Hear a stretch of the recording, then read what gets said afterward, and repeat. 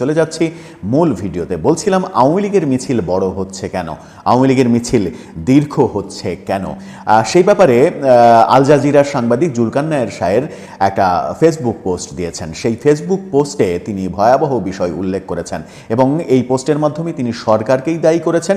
সরকারের মধ্যেই কারা কারা যেন আওয়ামী লীগকে পৃষ্ঠপোষকতা দিচ্ছে এরকম কথা বলেছেন। এর আগের একটা ভিডিওতে আমরা বলেছিলাম যে আমেরিকার প্রেসক্রিপশনে সরকার নির্বাচন ডিলে করছে এক ধরনের আওয়ামী লীগের স্বার্থেই, তাতে আওয়ামী লীগেরই উপকার হচ্ছে। এবার জুলকার নায়ের শাহের বললেন যে সরকারই আওয়ামী লীগের মিছিলকে বড় করছে। তিনি তার ফেসবুক পোস্টে লিখলেন, ডিবি প্রধান রেজাউল করিম মল্লিককে সরিয়ে দেওয়ার পর ঢাকার বিভিন্ন স্থানে আওয়ামী সদস্যরা কমপক্ষে 2 বার প্রকাশ্যে মিছিল করেছে এবং আরও মিছিলের প্রস্তুতি গ্রহণ করছে। রেজাউল করিমকে সরিয়ে আওয়ামী লীগের পথ সুগম করেছে কে? অর্থাৎ ডিবি প্রধান রেজাউল করিম মল্লিককে সরিয়ে দেওয়ার পরেই আওয়ামী লীগের মিছিল দীর্ঘ হচ্ছে, পুলিশের নজরদারি নেই, এমনটা বলার চেষ্টা করেছেন। তাহলে সরকারের মধ্যেই কি আওয়ামী লীগের অংশটা বেশ কার্যকর হয়েছে, অনেক বেশি কাজকাম শুরু করে দিয়েছে এবং বিভিন্ন সূত্র বলছে এখন পর্যন্ত ডিবি প্রধান হিসেবে কাউকে নিয়োগ দেয়া হয়নি। এই কথা যখন জুলকার নায়ের শাহের বলছেন তখন আমরা নাহিদ ইসলামের বক্তব্য শুনেছিলাম। নাহিদ ইসলাম আজকে আবার নতুন একটা মন্তব্য করেছেন। সরকারের সঙ্গে মিটিংয়ে যে সংস্কার কমিশনের সঙ্গে সেই মিটিংয়ে তিনি মন্তব্য করেছেন যে একটি দলকে সরিয়ে আরেকটি দলকে বসাতে গণ অভ্যুত্থান হয়নি। এর আগে তিনি মন্তব্য করেছিলেন যে প্রশাসন বিএনপির হয়ে কাজ করছে, মাঠ প্রশাসন পুরোটাই বিএনপির হয়ে গেছে, এই মুহূর্তে এদেরকে রেখে সুষ্ঠু নিরপেক্ষ নির্বাচন সম্ভব নয় এবং সেই নির্বাচনে তারা অংশগ্রহণ করবে কিনা সেটাও তাদের ভাবতে হবে। এবার আরও এক ধাপ এগিয়ে এনসিপির আর এক নেত্রী সামান্তা শারমিন তিনি বললেন যে পুরো সরকারটাই বিএনপি হয়ে গেছে। প্রশাসনকে বলেছিলেন নাহিদ ইসলাম যে প্রশাসন বিএনপি হয়ে গেছে, এবার সামান্তা শারমিন তিনি বললেন যে পুরো সরকারটাই বিএনপি হয়ে গেছে। তিনি বললেন আমাদের নেতাকর্মীদের উপরে হামলা হচ্ছে, তাদের বাড়িঘরে হামলা হচ্ছে। হামলা যে হচ্ছে এটা ঠিক, বিএনপির লোকজন, বিএনপির সঙ্গে এনসিপির নেতাকর্মীদের সংঘর্ষের ঘটনা দেশে প্রায় প্রতিদিনই একাধিক ঘটনা আমরা শুনছি, দেখছি। সামাজিক যোগাযোগ মূল গণমাধ্যমে খুব একটা খবর হচ্ছে না, কিন্তু সামাজিক যোগাযোগ মাধ্যমে সেগুলোর ভিডিও ফুটেজ চলে আসছে। আমরা একদিন আগেই চট্টগ্রামে দেখেছি যে এনসিপির সমন্বয়কদের তেড়ে পিটিয়ে তারা পালিয়ে থানার মধ্যে আশ্রয় নিয়েছে। তারপর বিএনপির লোকজন থানা আক্রমণের চেষ্টা করেছে, মাঝখানে পুলিশ দাঁড়িয়েছে, পুলিশ তাদেরকে রক্ষা করেছে এবং বিএনপি দাবি করেছে হয় আমাদের ভিতরে ঢুকতে দেন, তা না হলে তাদেরকে বের করে দেন। অর্থাৎ এনসিপি নেতাদের তারা মারবে এমন দৃশ্যও আমরা দেখেছি। একাধিক পুলিশ সদস্যের ফেসবুক পোস্ট আমরা দেখেছি এরকম যে পুলিশের বিরুদ্ধে এই সমন্বয়করা এহেন কোনো বাজে কথা নেই যা বলেনি, যে পুলিশদের পিটিয়ে মেরেছে বৈষম্য বিরোধী আন্দোলনের সময়, তারা সেই পুলিশই তাদের রক্ষাকর্তা হিসেবে মাঝখানে দাঁড়িয়েছে। আক্রমণ থেকে পুলিশই তাদেরকে বাঁচিয়েছে, পুলিশই তাদের শেষ ভরসা হয়েছে, এরকমটাও দেখেছি। আওয়ামী লীগের মিছিল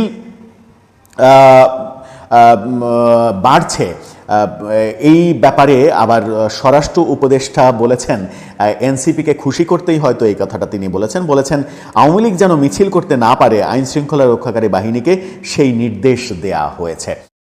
অর্থাৎ আওয়ামী লীগকে আর মিছিল করতে দেওয়া হবে না, আইন শৃঙ্খলা রক্ষাকারী বাহিনীকে নির্দেশ দিয়েছেন এবং এটাও বলেছেন পুলিশ যদি এই ব্যাপারে গাফিলতি করে তাহলে তাদের চাকরি থাকবে না। এখন প্রশ্ন হচ্ছে যে আওয়ামী লীগকে মিছিল করতে আপনি দেবেন না কেন? এরকম কি কোনো বার্তা আপনি ঘোষণা করেছেন সরকারের তরফ থেকে?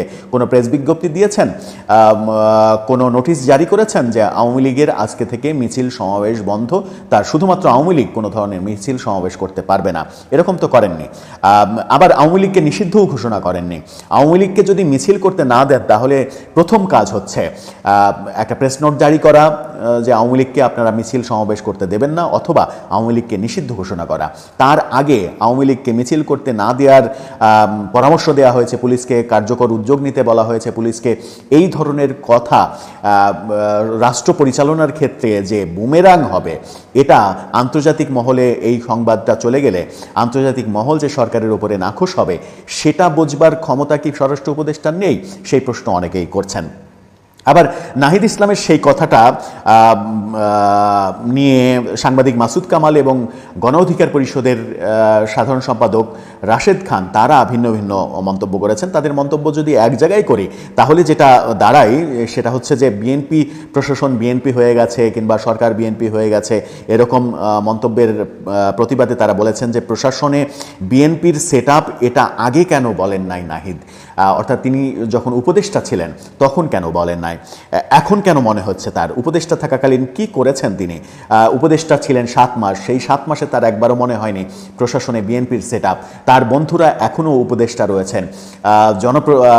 স্থানীয় সরকার মন্ত্রণালয় আসিফ মাহমুদ সজীব ভুঁইয়ার হাতে, তথ্য মন্ত্রণালয় মাহফুজ আবদুল্লাহর হাতে, তারা কি করছেন?